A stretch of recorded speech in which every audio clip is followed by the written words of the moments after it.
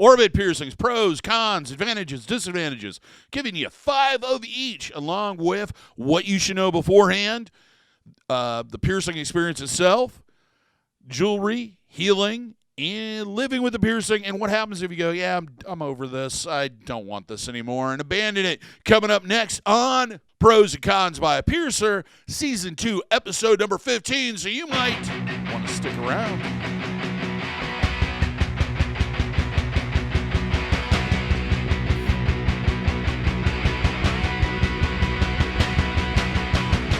For those who are new to the channel, first off, welcome to the channel. I hope you're enjoying the videos, but you might not know exactly who I am. My name is DaVo. I'm a professional body piercer and have been since 1994. I own and operate the Axiom Body Piercing Studio located here in Des Moines, Iowa, inside Skin Kitchen Tattoo. So, when I talk to you about these things, I'm talking to you about a level of expertise that comes from me in the body piercing industry for well over 26 years.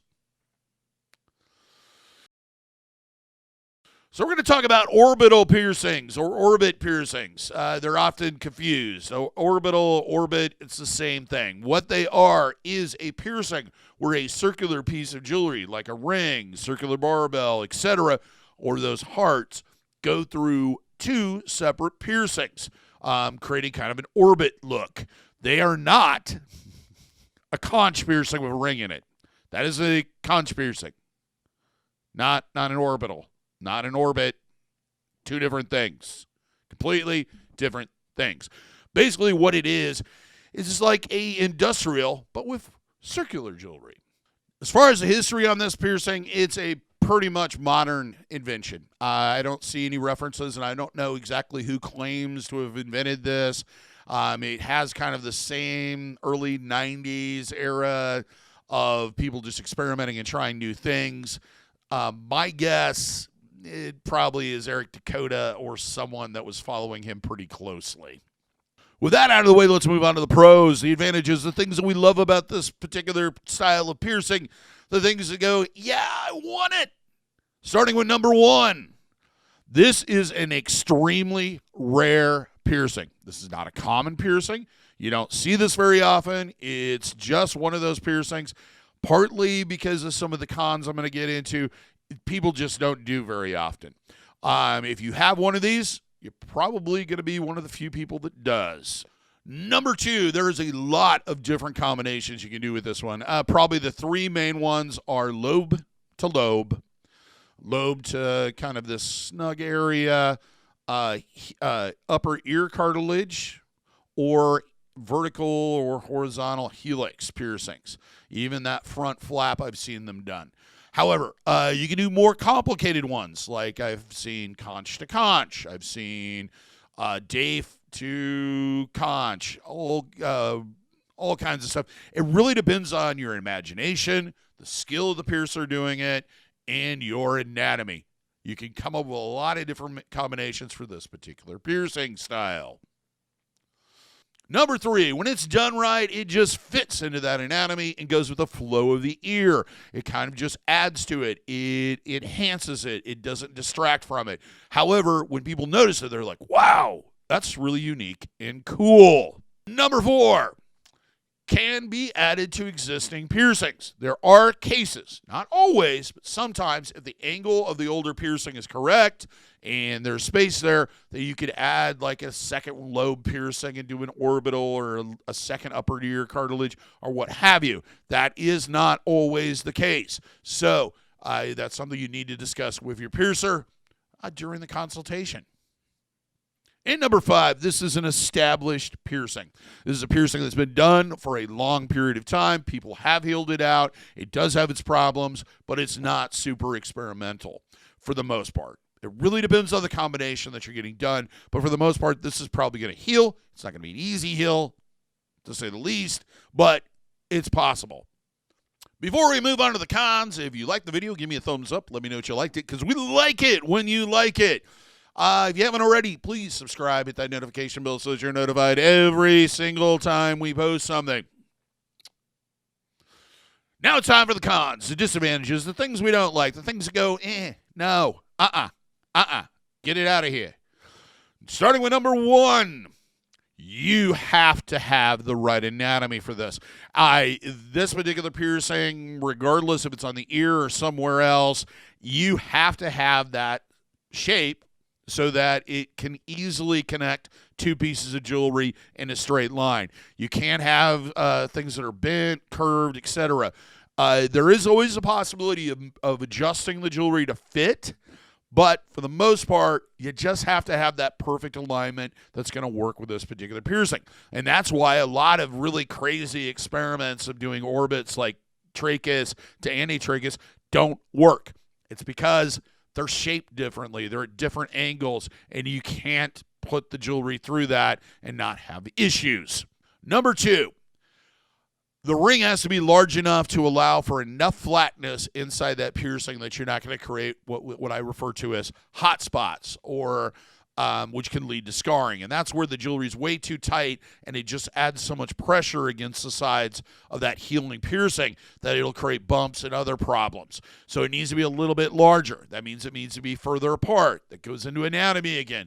There's a lot of tricky things that go into this particular piercing, and it's kind of a perfect storm situation. But one of those things is larger diameter jewelry. The biggest disadvantage with larger diameter jewelry is larger profile. It's going to get banged and knocked by more stuff and be more of a pain in the ass to heal. Number 3, this is an extremely advanced piercing. This is not something that just Joe Smo from down the block who's been doing it for 2 weeks at your local street shop can do. This is something that you really need to find somebody that has done them in the past, has that expertise, and etc., that can read your anatomy, know the angles that the piercing needs to be done at, hit them precisely, and hit those spots perfectly. This one, you can't be off a little bit this way or that way. It has to be perfectly on, or the jewelry will not sit correctly in the piercing, and you're probably going to end up with some issues over it. Number 4, you're limited to circular jewelry. With this particular style of piercing, you pretty much have 2 to 3 jewelry choices. A ring or circular barbell or ring. I mean, that's basically it. It's called an orbital because of that. That's the whole point of these, but you're not going to be able to go, hey, I want to try this, I want to try that, unless you decide that you want to just turn it into 2 piercings, which you can do. The problem with that is often when you do turn it into 2 piercings, your body goes, I like it a little to the left or a little to the right, or I like this angle better, and it will kind of move them out of alignment, which can cause issues when you try to put that old jewelry back in and create that orbital again, that orbit. And the last one, number 5, this is a difficult heal. Not only because usually it's on the ear and it's usually in areas that get a lot of contact with clothing, bedding, towels, etc., but you're keeping 2 piercings in a rigid state. There can be a lot of movement and shifting because you're dealing with circular jewelry. It is not an easy thing to heal out. You really have to find that right piercer and have the dedication of deal with this thing for a while and be ready to go. Yeah, it's grumpy. I need to baby it. I need to deal with this. It will get better. And all the things that go along with the responsibility of healing out something that isn't just a normal, everyday, run-of-the-mill, easy piercing to heal. Before we move on to the what you should know, so before you get pierced, let's talk a little bit about our merch store. There's plenty of different designs there, lots of different types of swag, everything from phone cases to fanny packs to beach towels. And hey, the beach is coming. COVID might be over. You might be able to go out to the beach this year, and it's getting warmer. Check out our merch store. Link is in the description. There's also one of those merch bars down there below. And all that money goes to support the channel. Plus, it looks cool. Now let's move on to things to look for or what you should know beforehand. Your piercer should be extremely experienced. They should know how to do this piercing. They should have had done this piercing in the past and be well-skilled, informative, and make you feel comfortable. There should be a consultation involved where they evaluate your anatomy and talk to you about placement, jewelry styles, and etc. that are going to work with this piercing. Next, they should suggest, of course, circular jewelry, rings, etc. The jewelry should be a little bit large, and they should maybe talk to you about that to allow for that flatness, so you don't have something that's super arched inside those piercings, causing additional possibilities of issues. One thing they should probably go over with you is the advantage or disadvantage of doing the piercing separately. It's going to be an easier heal to heal each one of those piercings separately and then combine them. The problem with that is it often will create a situation like I talked about before. If you decide to put two pieces in instead of having one, is sometimes they'll shift a little bit during the healing process out of alignment. The swelling can cause this. All kinds of other things can lead to this. It could be a situation where they do it and they think it matches, and then you go back 4 or 5 months later to put the jewelry in, and they don't line up at all. Usually, so it's kind of one of those things. It's a trade-off, and finding the best option for you is best. And some piercings, like I would say upper ear helix piercings, sometimes doing them with separately and then combining the jewelry is a better option. Not always. It really depends on the shape of your ear and your anatomy. Next up, does your piercer supply aftercare product or for sale or with the piercing? Also, do they give you written and verbal instructions? During the pandemic, a lot of us have switched over to having a video online. Is that available? Can you watch that? Where's that at? Etc. It's a good idea to have all this stuff in advance. If they don't sell the aftercare product or they're out of it, find out where you can purchase it and what they suggest so you can get that taken care of before you go in to get your piercing. Especially during the healing process, you are going to need to avoid headphones, over-the-ear headphones, earmuffs, some headgear, etc., anything that comes in contact with the piercing. Also, you're not going to be able to sleep on that side. So if you're doing an ear piercing, which is the most common of all orbital piercings, I mean, I've seen a few where they've done nostrils, the septums, and other stuff. But really, the main ones are all in the ear. You have to consider that you're going to have to isolate that area and plan ahead of how you're going to do that and come up with a game plan. Now let's talk about the piercing experience itself.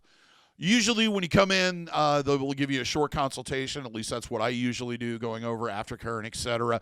Then you'll fill out a waiver. They'll ask you about any metal sensitivities you have, all that kind of fun stuff, or sensitivity to any type of materials or disinfectants, anything they may be using, so that they can possibly use an alternative or whatever. They're also going to ask about health problems that you may have, medications you may be on, and that you're not impaired by any type of substance, because you don't want to be. It'll just make the experience worse, and it makes our job much, much, much, much, much harder. So we don't like to do it. And in most cases, we won't do it. If you're intoxicated, I don't care if it's alcohol or it's something else, we are not going to want to do it, period. And you're going to have a worse experience. But anyway, so you go through that, you fill out all the waiver and everything. Then they'll start to set up the piercing. Usually the piercer will set up on a Mayo stand or somewhere separate, get out all the equipment they need, unwrap it, etc., and set it up for the time that they need to do it. Next up, they'll disinfect the area, and then they'll mark it. When you're looking at markings, you want to look at the placement, kind of visualize where it's going to be. If you have any future groupings or stuff that you're planning on in the area, I would suggest mentioning that to them at that point in time. If it's close to it, maybe asking them to do an additional marking to where that next piercing is going to be, so you have kind of an idea of how that's going to be spaced together, and etc. They should measure the distance between the two dots, definitely. Because it really has to be precise. There's not a lot of room for leeway. If they do have a circular barbell, sometimes you can expand or contract it, but it's not the best option to do that after the piercing's been done. So really, make sure that they check those markings. Usually the piercings are done freehand with cork or a needle receiving tube, usually very quick, one at a time. Often what they'll do, or what I do, is I'll do the first one, insert the jewelry, and make sure and ensure that it's lined up properly with the second piercing, just to be on the safe side. There is a little bit of float that can happen with needles, just basically the way that the lance cuts in, that they can shift downward. So it's very important that those dots light up, especially after that first piercing is done. So sometimes I'll just double check it, put the jewelry in, line it up with the marking, make sure we're on the same spot. So when I do that second piercing, it'll easily slide in there. Jewelry may take a little bit of time to put in and close. Usually with this, we're going to bend it into a corkscrew shape to allow it to kind of wrap around the area and not have to use any tools or anything, hopefully. Sometimes tools may need to be used to close it. I personally do everything by hand, and I think smaller gauge wire, like 18 or 16 gauge, sometimes even 14 gauge is your best option, just basically because it's easy to bend, easy to manipulate, and especially if it's annealed, and I'll get into that a little bit later. After the piercing is done, you're going to see some moderate to light bleeding. That's common. Also, you're going to have a throbbing, aching feeling, usually a lot of heat if it's through cartilage piercing or cartilage material. That usually fades within 5 to 10 minutes tops. Then it's just going to be sensitive to the touch. If you bump it, you're going to know it. So plan ahead. Keep that thing isolated as much as you possibly can. Okay, let's talk about the healing process. This one, I would say it varies, but 12 weeks is going to be your minimum healing time, up to probably maybe even possibly a year. It really depends on which piercings you're doing and how much pressure is on the piercing, how much contact it is, and what the blood flow is to that area. It can vary greatly is what I'm getting at. Saline twice daily. I suggest nail med, piercing aftercare, or wound wash twice daily for the whole healing period. Don't use Q-tips, anything made of cotton. That just tends to get caught on the jewelry and cause additional issues. Doing compresses and then either wiping the area or rinsing the area afterwards is enough. You don't need to get in there and pick off the discharge and all this other stuff. The saline will usually melt away a majority of that, and your body will get rid of the rest of it. Yes, it looks kind of gross, but it's perfectly fine. Practice cross-contamination prevention. Common sense stuff. Wash your hands before you handle it. No oral contact. No exchange of bodily fluids. Keeping your environment clean. Clothing, bedding, towels. Not submerging the piercing in bodies of water you can't control the quality of, which is everything but your own clean bathtub. Absolutely no swimming until it's healed. Keep unclean objects away from it, like telephones, headphones, earbuds, whatever. Do not sleep on the piercing. Make sure you're sleeping on the other side or the back. Keep pets away from it. Do not let them sleep in the bed with you. Period. And because I haven't said it enough, do not sleep on the piercing. Make sure you're sleeping on the other side or elevating off the bed using something like a U-shaped travel pillow.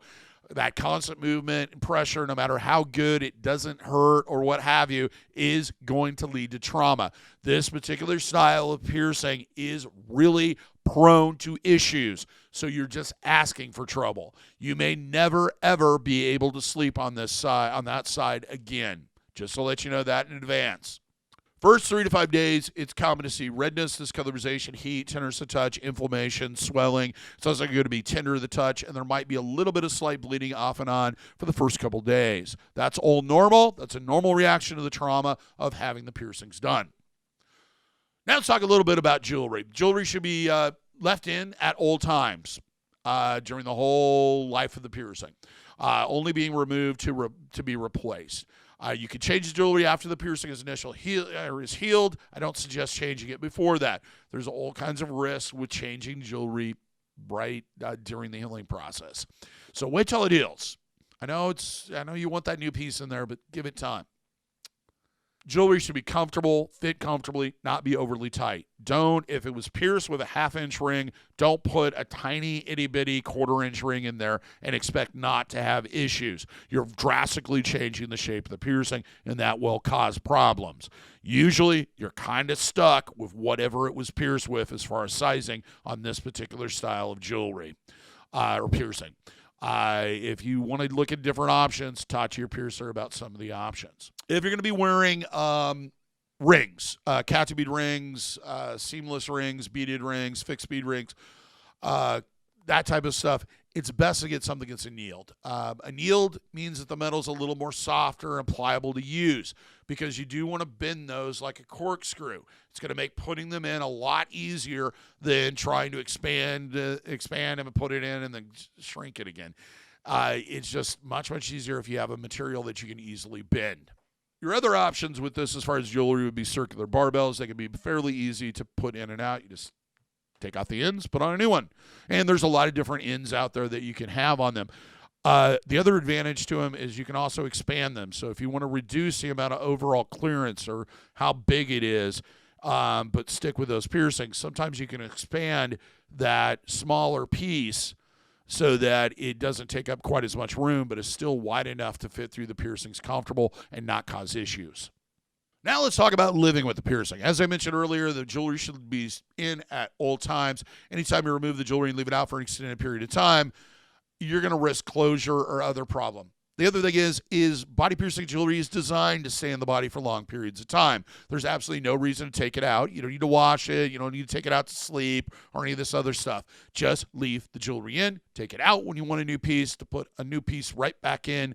Also, it's never a bad idea for the first year or so to have your piercer change it. It's a lot less stressful, and they have a lot of experience doing it. Plus, we like to check out our work, so it gives us an option to go, hey, what's this look like now? Always avoid pressure, trauma, anything to that piercing, even after it heals. Piercings are prone to trauma even after they heal. I don't know why people think they aren't. You have a hard material through organic tissue. The organic tissue will always give before the metal does. So baby it, keep things away from it. Don't sleep on it if it's uncomfortable, and leave it be. Baby it.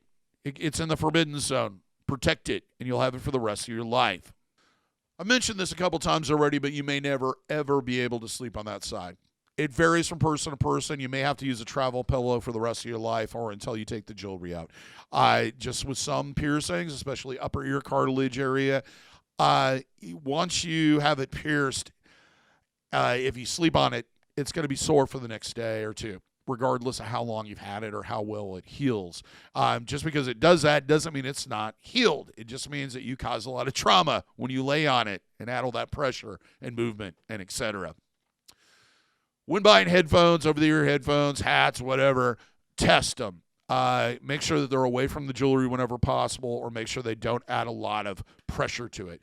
Keep in mind, with this one, you're not only going to have to worry about pressure back and forth, but you have to worry about bending and twisting the jewelry side to side. It's kind of a weird piercing from that standpoint. It is a lot more prone to trauma and etc. than other piercings. So do keep that in mind when selecting headgear and etc.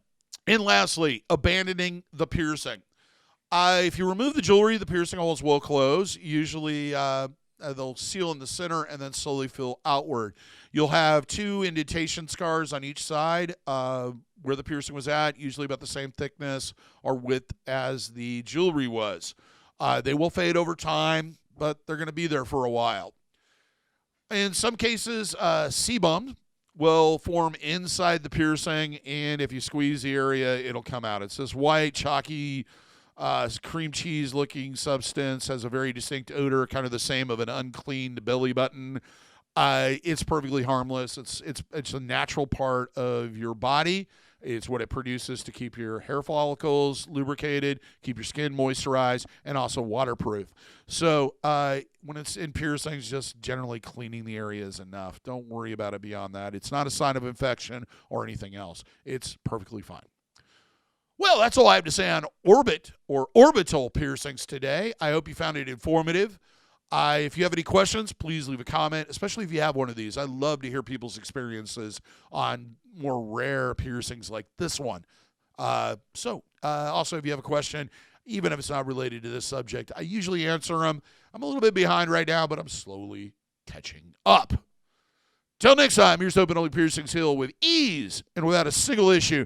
And if you're in the Des Moines, Iowa area, I hope to see you for your body piercing needs in the future. Have a good day, everybody. Take care. Thank you for watching, and we'll see you in the next video.